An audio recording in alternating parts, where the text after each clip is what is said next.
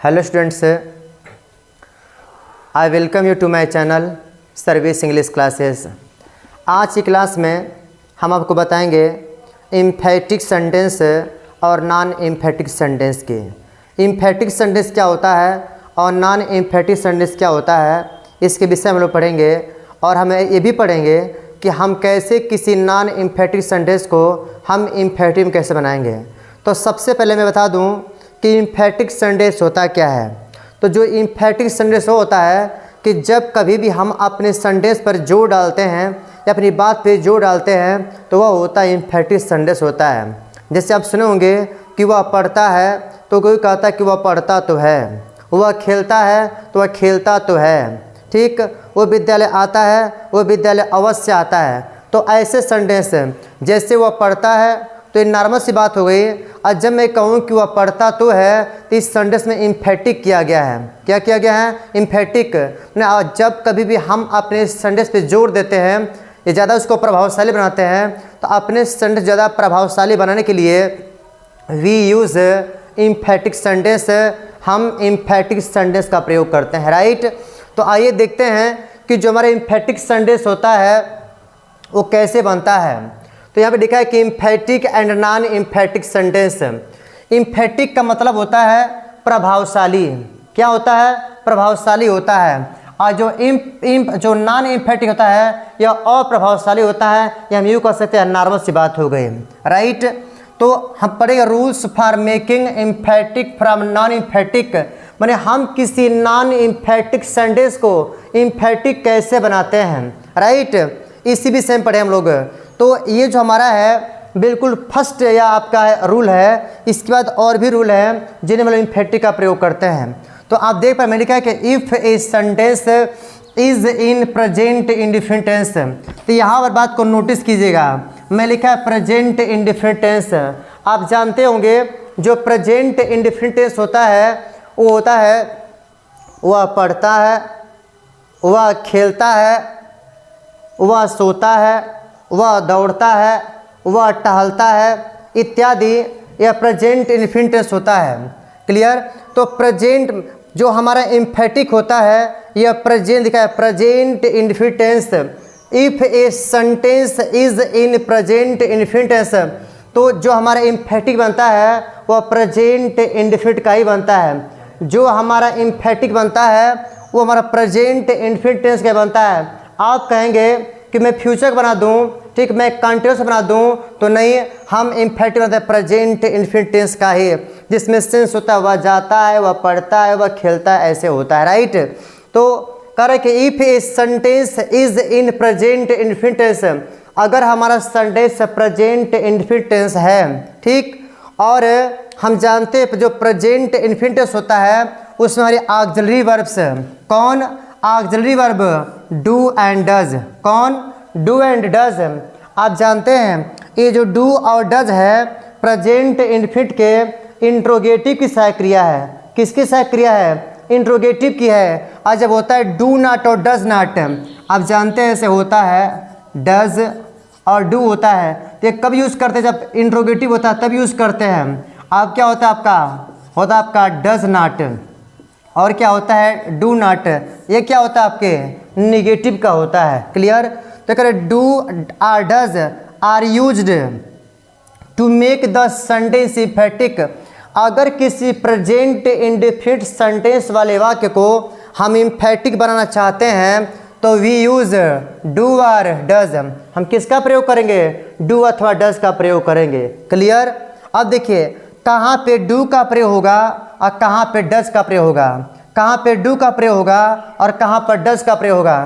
तो आप जानते होंगे कि कि जो क्रिया होती है हमारी 5 तरह से काम करती है, V1, V2, V3, V4 और V5। तो जैसे मैं कह दूँ गो, फिर हो गया वेंट, फिर हो गया गान, फिर होता है गोइंग, और फिर क्या होता है आपका होता है गोज, क्लियर। तो आप देख पा रहे होंगे कि ये आपका क्या है? V1 है, ठीक, गो V1 है, वेंट V2 है, गान V3 है, V4 गोइंग है, और गोज क्या है? V5 है। ठीक उस तरह से एक होता है आपका डू, होता है डिड, होता है डन, होता है डूइंग और होता है आपका डज। राइट। एक बात और बताऊं कि all the verbs in their first forms, all the verbs in their first forms are plural. सारी क्रियाएं जो अपने मूल अवस्था में होती हैं वो कैसी होती हैं? प्लूरल होती हैं। ठीक। आज जिस क्रिया में ई एस चाहे यस जुड़ा हुआ है यानी V5 वाला क्या होता है आपका? वो होता है सिंगुलर होता है। कैसा होता है? सिंगुलर होता है। तो आप देख रहे होंगे यहाँ पे डू है और यहाँ पे क्या दिया हुआ है? डज। तो डज कैसा है? डज आपका सिंगुलर है। ठीक। और डू आपका क्या है? डू आपका प्लूरल है। राइट। तो यहाँ पे मैं लिखा हुआ है कि अगर सब्जेक्ट ही हो, चाहे सी हो, चाहे इट हो और चाहे कोई प्रॉपर नाउन हो, किसी का नाम हो, तो हम किसका प्रयोग करते हैं? डज का प्रयोग करते हैं। राइट। डू का प्रयोग कब करते हैं? अपवाद स्वरूप का था आई। आई तो सिंगुलर में यूज किया जाता है, लेकिन आई के साथ हम क्रिया का लगाते हैं फर्स्ट फॉर्म। तो आई के साथ डू होगा, वी के साथ डू होगा, यू के साथ डू होगा, दे के साथ भी डू होगा। और अगर हमारा कोई नाउन प्लूरल है तो उसके साथ भी किसका प्रयोग करते हैं हम लोग? हैं डू का प्रयोग करते हैं। राइट। तो इस इम्फेटिक में इस डू का मतलब क्या होगा? अवश्य होगा। इसका मतलब क्या होगा? अवश्य। यहाँ भी इसका मतलब अवश्य है, यहाँ भी इसका मतलब क्या हो जाएगा? अवश्य। क्लियर। अब आते हैं हम लोग स्ट्रक्चर पर। तो जैसा कि मैंने शुरू में बोला है, if a sentence is in present indefinite tense, अगर हमारा सेंटेंस प्रेजेंट इंडेफिनिट टेंस में है तो we can make that sentence emphatic, हम उस सेंटेंस को इम्फेटिक बना सकते हैं। ठीक।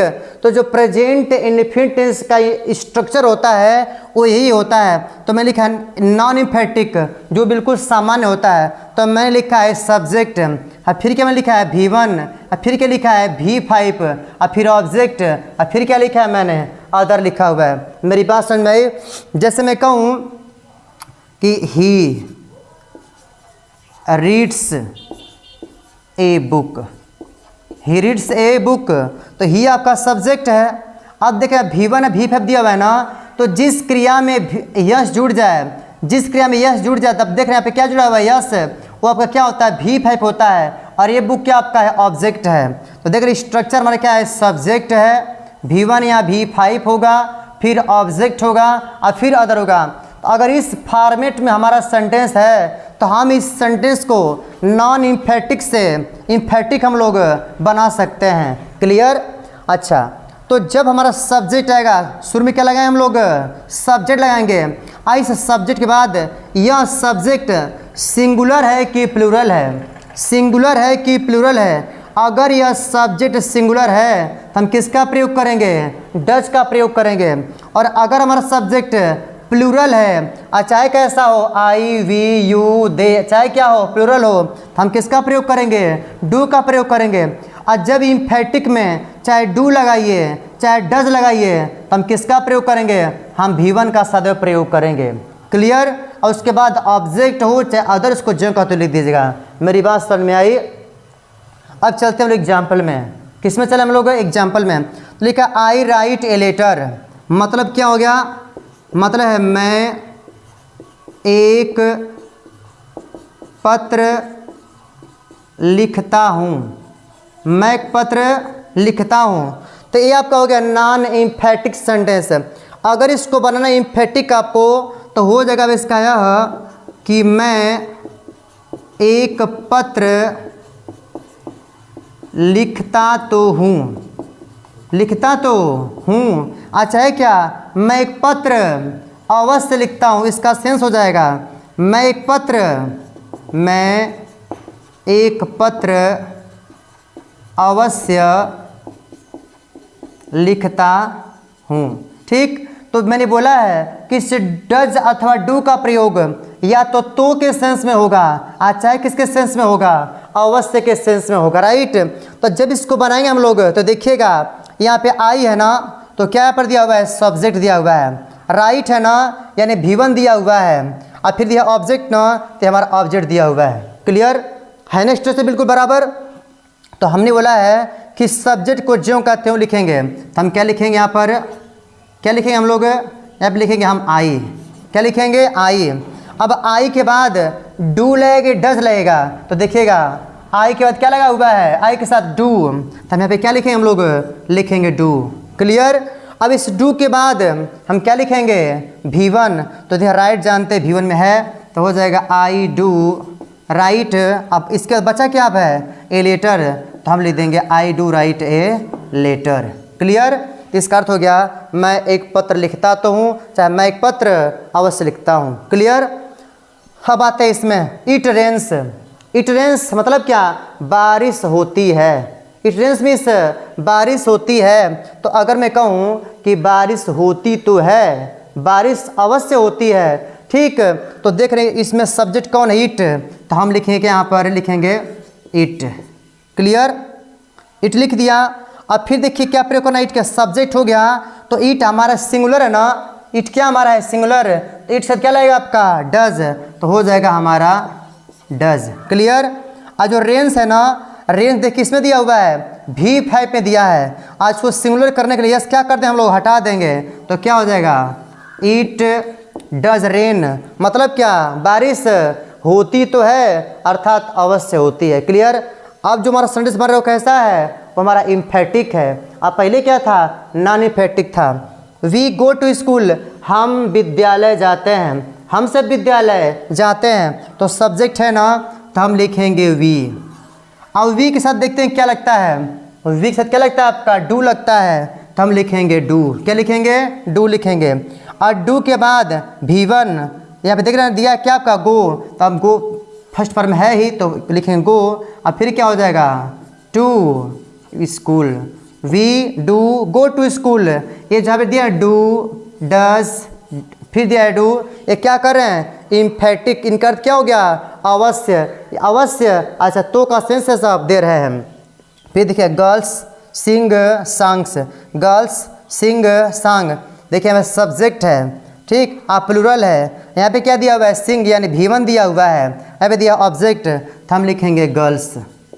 क्या लिखेंगे, गर्ल्स। तो बहुवचन है ना, तो हमने कहा अगर नाउन हमारा प्लूरल रहेगा, हम किसका प्रयोग करेंगे, डू का प्रयोग करेंगे, तो लिखेंगे गर्ल्स डू। और फिर क्या दिया है, सिंग का फर्स्ट फॉर्म सिंगे होता है, सिंग। और फिर क्या हो जाएगा, सॉन्ग्स, इसका अर्थ होगा लड़कियां गाना गाती तो है, अर्थात लड़कियां अवश्य गाना गाती हैं। क्लियर।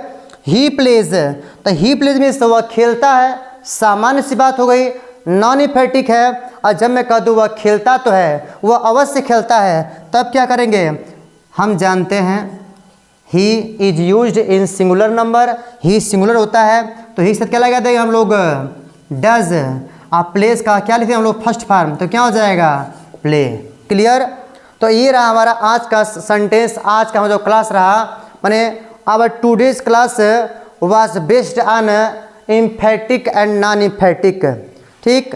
तो at last I appeal you to watch full video and do not forget like, share and subscribe. See you in next class. Thank you.